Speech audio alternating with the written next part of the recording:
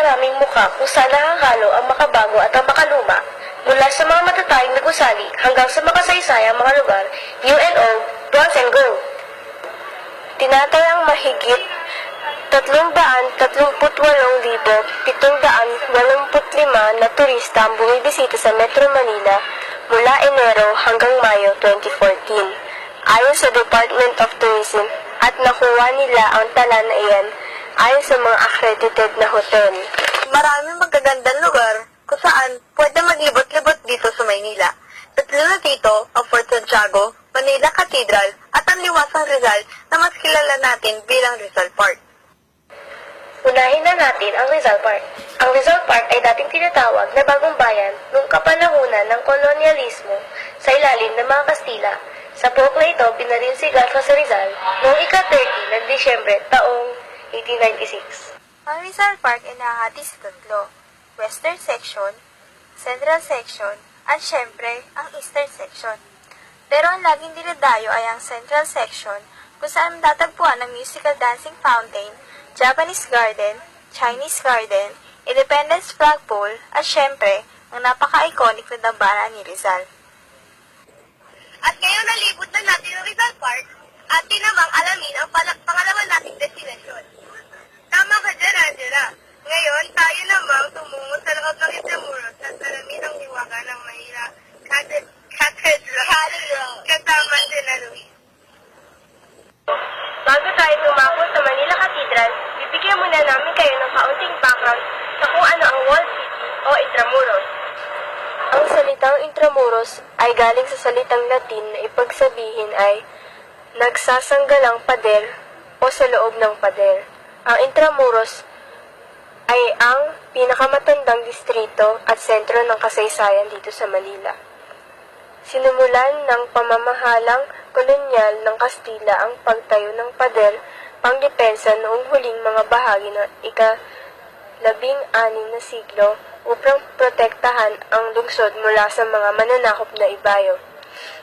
Ang 0.67 km na nakapader sa lungsod ay orihinal na matatagpuan sa baybayin ng Look ng Maynila, timog ng pasukan ng Ilog Pasig.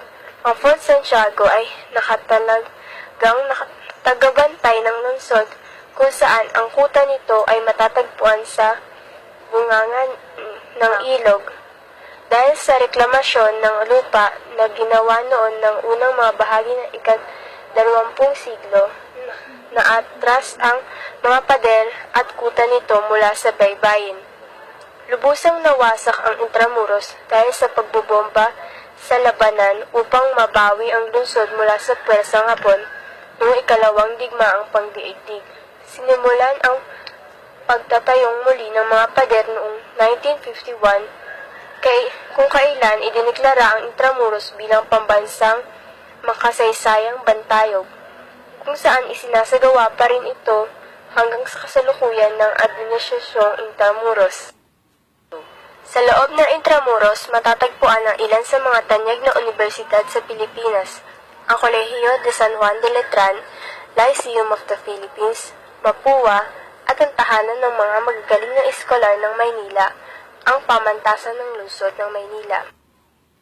Dito din makikita ang Fort Santiago, Casa Maynila, Palacio del Gobernador, kung saan narito ang opisina ng COMELEC, Gusaling Aduana, Ayuntamiento de Manila, at ang opisina ng Kagawaran ng Paggawa ng at Empleo o DOLE. Ang simbahan ay isa sa mga salamin ng pagkakakilanlan nating mga Pilipino. Ito ay sumisimbolo ng ating pananampalataya dahil tayo mga Pilipino ay kilala sa pagiging bansang may mahigpit at malalim na pananampalataya sa Diyos. Ang simbahan sa Pilipinas ay nananatili simula pa noong paninirahan ng mga Espanyol. May mga simbahan din tayong matatagpuan sa Intramuros. Ngunit sa orihinal na 7 simbahan sa loob ng pader, 2 lamang ang nananatili, ang simbahan ng San Agustin at ang ating destinasyon ngayon, ang Katedral ng Maynila o Manila Cathedral. Ang Manila Cathedral ay nasa puso ng Intramuros. Tinatawag din itong Mother Church at Prime Cathedral of the Philippines. Ito ay luklukan ng Archdiocese ng Romano Katoliko ng Maynila. na siyang pinatayong muli noong dekada 1950. Ang tatag ng simbahang ito ay sumisimbolo sa tatag din ng katolikong pananampalataya ng mga Pilipino.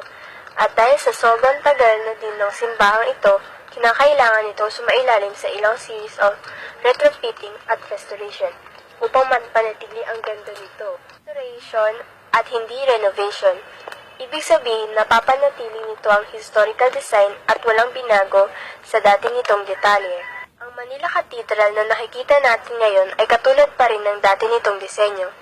Napapanatili nito ang classic Romanesque architecture at ang simple nitong ganda. Ang mga palamuting makikita sa loob ng simbahan ay nakatulong sa pagpapaganda at pagpapanatili ng religious feel para sa isang minimalist na interior. Halimbawa na dito ay ang mga establishment na nakadisenyo sa mga arko na nakalagay sa isang sulok ng simbahan. Diba na sa Manila Cathedral, makikita ang largest pipe organ ng Timog Silangang Asya? Ngayon, natapos na tayo sa ating pangalawang destinasyon. Punta naman tayo sa Fort Santiago. Wahi at Para, pasok! Maraming salamat.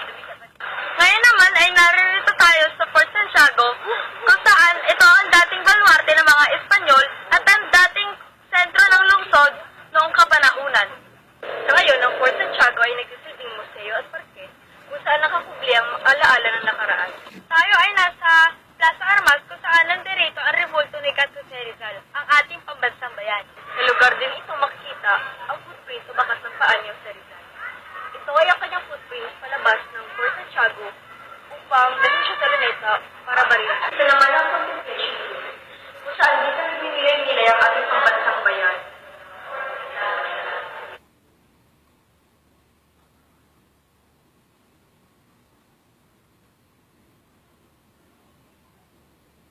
Nandirito naman ang Stairwell Gallery kung saan nandirito ang mga gamit ni Jose Rizal. Rizal Park! Manila Cathedral, Fort Santiago. Ilan lamang sila sa napakadaming tourist destinations dito sa Kalakhang, Maynila. Maraming salamat sa pagsama sa amin sa pagkilala ng tunay na ganda ng Maynila. Kaya naman kapag naisip natin makapunta sa